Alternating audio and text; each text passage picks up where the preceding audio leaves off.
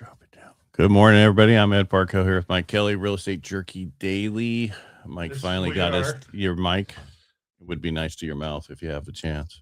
Who keeps loosening it? You're the only one that sits over there.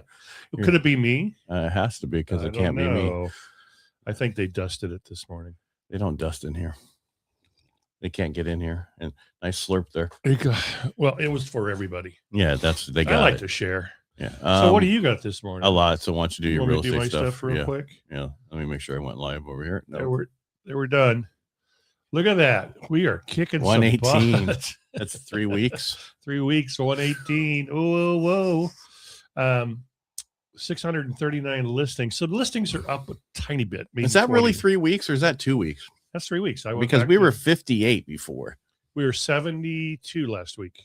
Wow. So we went from 58 to 72 to 118. Look at those pendings. Ooh. Those pendings are slowly approaching where we normally are in the 350s, 330s. Yeah, but active listings are down also. Those are like 200 to 3, down the normal. But it's that time of year. I got to tell you, I got 3 referrals for listings yesterday. Good. List them. I'm gonna. Yeah, but a referral, is that a guaranteed thing? Referrals are never a guaranteed thing unless they're just referring one agent. So I got to practice my presentation, step up my game. All right. So that's what we're regular sales. What's going on. I assume regular sales. Yeah. South Carolina. You're selling one in South Carolina? No, they're moving there. Gonna be with her daughter and get away from here. All right. What do I have? Market is Dow was doing better. The 10-year's at 4.27 right now. Jeez. That's better than yesterday. It was up to almost 430. That's crazy. And then I think the Dow it's up 407 now. It was much lower than that earlier. The rates are better by 10 basis points after being worse than yesterday by 29. Did you get an alert to lock yesterday? Yeah, early on, first thing. And that's why I had some people I needed to lock that are doing refinance. And I went over the numbers when I did, and I couldn't lock it because it was over the weekend and holiday. So I'm like, okay, well, it got worse by $1,000. Well, today it was better by almost $500. I'm like, we're locking and being done because it started going back the other way. We were like 19 basis points better, and then now we're at 10 basis points better. So who knows? It's not worth waiting. It's a few $100s. It's not worth waiting to get worse than that. So what was nice is the refinance was put in yesterday. The only thing we have to go to docs is the updated insurance. So we're just waiting on the insurance agent. Plus, we're also waiting on the other 5 days that we can. Because you can't sign loan documents until the 8th day, and that's what we're waiting on. Also, moving too fast is what's happening. Well, I just had it was a cash out, and they're doing they have multiple properties. So on multiple properties, you have to show taxes, insurance, the fact that they're free and clear, all that kind of stuff. So that's the property profiles, all that stuff. Most people don't do that. They just submit it, and then they get all these conditions. I'm like, why not just do it right from the beginning and make it easier? What else do we have? I don't know, but let's say hi to Cypress over there real quick. Thanks for joining us. Yeah. Keep it clean. Ask questions, but keep it clean. All right. So what's going on? The big thing, pending home sales came out. This is for December. Contracts signed for existing home sales fell 9.3%, much worse than the expected 0.3 decline. Wow. So that was almost 10%. And if you remember, in December, I said pending home sales were the best it's been in 4 years. Well, that was for November, right? Not December. Year over year, pending sales are now down 3%, a reversal from last month, 2.6% gain. The steep drop, of course, buyer hesitation, even though falling mortgage rates, unless it was yesterday. But overall, everything is getting better. I just think people are nervous. That, this whole thing about what Trump's, I'm going to do tariffs and this and that. And people are just, when he said it was only 1 year since his inauguration, I'm like going, it's only been 1 year. Yeah. It's crazy. So much stuff has happened. We're financially in a better place, even though, they won't know it until after April when they get their tax stuff back. The other stuff, Japan's financial. So yesterday was a big sell off because the bonds because of what happened in Japan, how they raised their long-term yields. He came out, and the Japan's finance minister came out for calm because he didn't want to, fall on his sword, probably. Japan stands higher tax revenues and declining debt dependency will stabilize the outlook. So they're looking at that. Secretary Bessent yesterday, he rejected sell America fears, citing record foreign investment in treasuries, despite Denmark trimming its holdings. What did they take, a million? You know what I mean? They're not drop in a bucket. They were supposed to spend like 200 million on Greenland, and they spent 1% of that. So, and they were talking about, why do we want to buy it from Denmark? When the Greenland has went for independence from them. So just go directly to them and give everybody who's there, they can split the money. That'd be like $1 million a person there. I'm all for it. That's so would they be, you know what I mean? Here, and they don't probably have, and then they have their own, we don't have to pay taxes because we're our own sovereign nation. I don't know how that works when you're I'm sure it'd be a territory, kind of like Guam and some of those other places. And then I know, like, not Costa Rica, but what's the Puerto Rico? If you live there half the time, your tax rate's like 4%. It's ridiculous. So I wonder if it's going to be something like that, because I'll be moving there. I'll go there. It's too much snow, even though it's melting. Puerto Rico? No, I'm talking about Greenland. Greenland. Puerto Rico is nice. The problem is they keep losing power constantly, and that's their biggest headache. Come in and fix that. Well, that's why everybody has their own generator. What are they called? We're a little behind over there. Generac. Yeah, that's a seller. Everybody has it up in Twain Hart and in that area. You don't have one yet, though, do you? No, because we never have to worry about it. Because if we would lose power, we just come home. That's why I stay. I hope for power outages so I can go back home. And we were thinking of looking at, should we sell our cabin? Because we don't go up there as much. We go up there, but not as much as we used to. And then we could go travel, go to other places, and so I contemplating that. Yeah, but it won't happen until the market takes off. Because I'm not stupid. All right, we're waiting on PCE inflation report for October and November. It's coming out tomorrow. This is Fed's favorite gauge of inflation. Hopefully it comes in tamer, because according to Trump, it is tame. I only say that jokingly because, if you listen to him, he touts all his stuff. Right. And the reason is because nobody else does, so he has to. Mortgage applications came out. Total volume for this week is up 14.1%, I should say, ending last week. Yeah. Purchase apps are up 5% week over year, 18% year over year. Refinance apps are up 20% weekly and 183% year over year. I haven't seen 183 in a while. Refinances now make up 62% of all mortgage activity. So all the refinance guys who are like, okay, I'm surviving now. I'm going back to get these refinances. Do you know what Trump's major announcements at the World Economic Forum, besides the fact if you don't give us Greenland, we'll remember?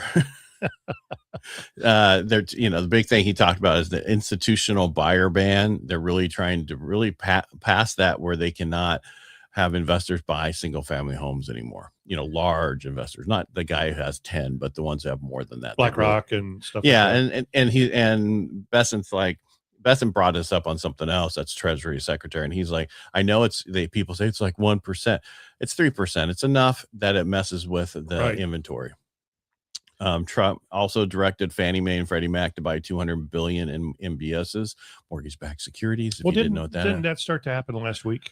Yeah, but it's supposed to be doing $20 million a month. We'll see what happens. I don't know about this credit card cap rate proposal. I think it should.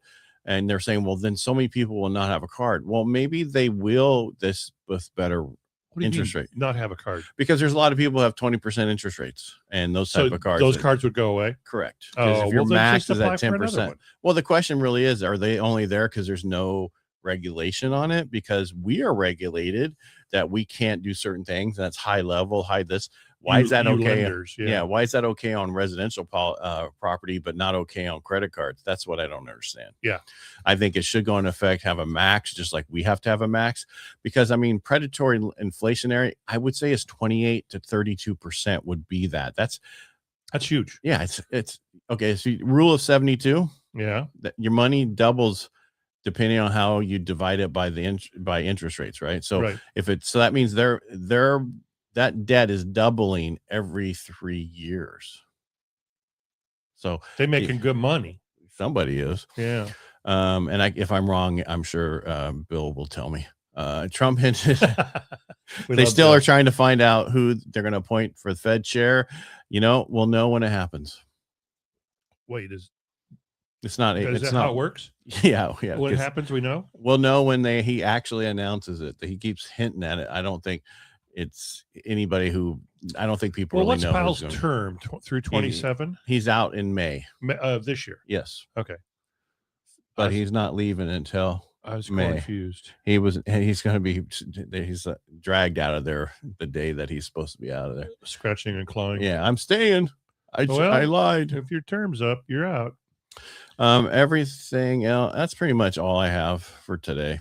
The pending home sales fell sharply in December, and rates are better than what people think. So you potentially refinance. Now, if you're looking, if you did a loan and you're 6%, it might not be the time to refinance. But if you're in the 7s or 6.99, it's probably a time to refinance. Yeah. Or definitely get with your person. And if your person's out of the business, because a lot of people are, just reach out to me. But I'll run the numbers and tell you whether or not to do it. I have a few people, they have to wait till March, April time period because of the house sales haven't happened in certain areas and the values aren't where they need to be.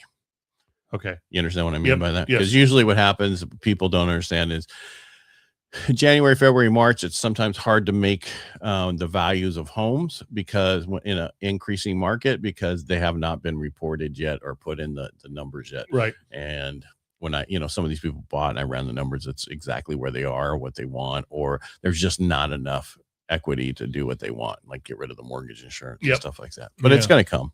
I actually had an appraiser ask me yesterday, hey, can you give me some information to help me see how you evaluated this property? I'm not saying we can't make it. I'm just saying I don't know what you looked at. So yes, happy to do it. And you said, well, I just put some numbers on a board and I threw a dart. I didn't even throw a dart. I just reached up into the sky and pulled a number out of there. Yeah. Well, here's the problem. I hear from so many agents. Well, it's so much per square foot, and this house is this square footage, and the square footage is so much more. It's like we don't do that. Right. When I did the BPOs during 2006 to 2010, two reasons I did them. One, to learn how to really understand how pricing properties work. So I understand when I have an appraisal, what's right or wrong. So when someone comes to me and says, they did this wrong, and I can say, well, the bathroom is only worth $2,500 more. A bedroom is only worth this. Right. They're like, it's got 4 bedrooms. It's worth another $30,000. No, it's that's not how it works. Yeah.